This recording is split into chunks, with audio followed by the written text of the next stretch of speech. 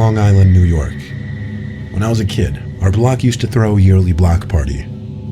I had a few friends on the block that were in my grade, Mike and Danny. We would always hang out together at these block parties. My neighbors would go all out. There would be tables of baked goods, catered food. Some neighbors even had tables of alcohol out. Of course, we were like 13. No one was going to let us drink at that age. It was a Saturday, and people were setting up for the block party early in the day. The street was already closed off. It didn't really pick up until around 3. The 3 of us invited some other friends to come, and most of the day we were just messing around on the blow-up attractions or just eating people's baked goods. Eventually, some of our other friends left and it got dark, but the party wouldn't end until late at night. Danny and I started joking about how I could beat him at MLB, and while Mike and one of our other friends named Steve were somewhere else on the block, Danny and I decided to take a break from the block party and play each other in MLB. About an hour later, we went back outside to look for Mike and Steve. We ran into Steve, who said Mike went into his house like forever ago and didn't come out. So we walked through the block party down to Mike's house and saw his parents, who told us he went inside. We saw his bedroom light was on and he was standing at his window. We started waving at him to come down. It didn't seem like he even noticed us though. Screaming over the blasting music would be kind of useless, so instead I said let's just go inside his house. We walked over to the stoop and tried the door, but it was locked. So we went around back to try the back door. This one was actually unlocked, so we let ourselves in to find Mike and tell him to come back outside. Naturally, we went right up the stairs towards his room. His door was cracked open, and naturally I went to push it open expecting him to be in there. Instead, there was this tall man standing by the window looking outside, his hands resting on the windowsill. I backed up away from the door, frightened but more so confused. I knew Mike's family and I had no idea who this guy was. I backed away from the door and signaled for the other 2 to be quiet. I told them to go downstairs in as quiet a voice as I could. We didn't know if that was one of Mike's relatives or not, but either way, it was rude of us to barge into Mike's house like that, and we didn't want any relatives we didn't know to catch us. We left and went outside back to Mike's parents to ask who the man inside at the window was. They looked up at the window of their son's bedroom, and Mike's mom let out a short scream, followed by his dad running towards the house to unlock the front door. We watched as the man standing at the window turned and disappeared, as we stood there waiting in anticipation. A crowd started to form, and it became a scene as people were asking what was going on. 5 minutes later, Mike and his dad came outside to the crowd. He had already called the cops. Mike was apparently hiding in his closet after he saw a random man from his room walking up the stairs. The block party was shut down early, and the cops pulled up briefly. They searched the house with Mike's dad, but couldn't find a man anywhere. I remember going home that night scared shitless, and I could only imagine at the time how scared Mike must have been. I woke up in the middle of the night and my mouth was really dry, so I went downstairs to get some ice water. As I shut the fridge, I noticed something through the curtain in the kitchen. There's a light on the side of the house above the kitchen window that stays on all night, and it was exposing some shadow that wasn't usually there, shaped like a person. I knew better than to lift that curtain.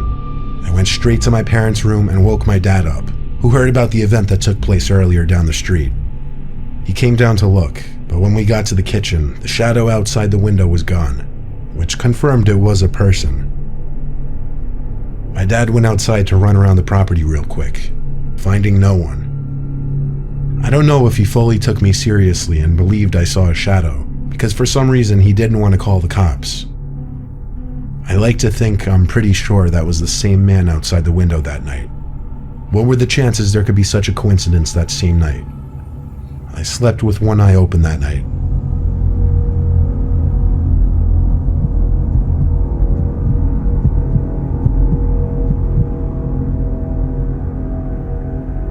Something very traumatizing happened to me when I was a very little kid. I was like 5 or 6. A nearby street was having a block party, which is basically just where a block is closed off to traffic and all of the neighbors on the street chip in for food and activities. My older brother, who was like 11 or 12, took me with him to this block party. It was a weekend, so our parents were a little more lenient with the curfew. My brother apparently had some friends on this block, and he met up with them, with me following behind him. I remember him introducing me to some of his friends, but I was a really shy kid, so I didn't really say much to them. Most of the night was a blur because it was just so long ago, but somehow I got separated from my brother. At such a young age, I remember panicking that I was lost. I was looking around everywhere for my brother. Eventually, I bumped into some tall old man, and he knelt down and asked me something along the lines of, "Where was my family?" Then he said he didn't recognize me from the street. I told him I was there with my brother, but I lost him. He started acting all concerned and told me to come with him to his house so he could call my parents. I was naive and I followed him, ignoring the words of any parents, "Don't talk to strangers." He led me through the crowd as I held his hand, and we got to his house. Once inside, he looked at me and smiled, and asked if I wanted any snacks. I nodded my head shyly. He went to his pantry and grabbed a bag of chips. Then he told me to follow him upstairs. He led me to a small bedroom upstairs and told me to sit on the bed as he pulled up a chair in front of me and just sat down. He told me to eat the chips, but I didn't. I nervously asked him to call my parents, and I believe he said he would in a moment. I honestly can't remember whatever creepy stuff he may have said, but he eventually made his way off the chair and onto the bed next to me, making no signs of trying to make the phone call to my parents. He put his arm around my shoulders, and that's when the doorbell rang, and it was the most relieving sound I could have imagined. He looked at me and told me to wait there. Of course, when the old man got downstairs and opened the front door, I ran downstairs seeking the aid of whoever was at the door, and it happened to be my brother, his friends, and a couple adults. My brother was told by someone that I was seen entering the old man's house earlier. My brother and the adults questioned the old man and I, mostly asking me why he brought me into his house. I gave my best 6-year-old detailed description I could. It probably was enough for everyone to realize what might have been about to go down. One of the adults brought my brother and I to her house, where she called my parents and then the police. My mom and dad were over in a heartbeat, and the cops followed shortly. I asked my mom and dad before writing this what I said that got the cops to arrest the old man, and it was simply that I said the old man lied about calling my parents and started touching me.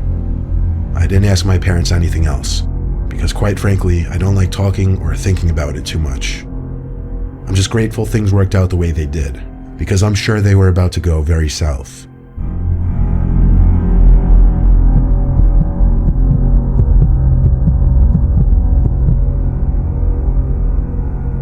My block had a block party in 2017. It was the first and only one ever to date. Our block sits right in front of a small section of woods, so woods connect my and some of my neighbors' yards. During the block party, some of us started getting bored because it was mostly catered to the younger kids of the block. But there was this one creepy, shady guy walking around the block. He had some big can-like thing in his hands, and he kept spouting gibberish to people. Eventually, he came up to my friends and I and started saying the most random shit that honestly wasn't even coherent. We just walked away, assuming he was on drugs. Pretty soon after, 5 of my neighbors and I were down to play a game of manhunt with the field of play ranging from one house across the block party to the woods behind the houses across the street. I was on Jess and Kenny's team, and we started in my backyard. The rule was we all had to hide in different places. So I told them I'd hide in the woods and try to sneak my way around the houses through the woods, and I suggested different hiding spots for them. I waited in the woods for a while, expecting to see someone from the other team enter my backyard. Eventually, one of them snuck into the yard, and that's when I thought it was safe to start migrating. As I moved along, I started noticing some paint-like marks on a bunch of trees. They appeared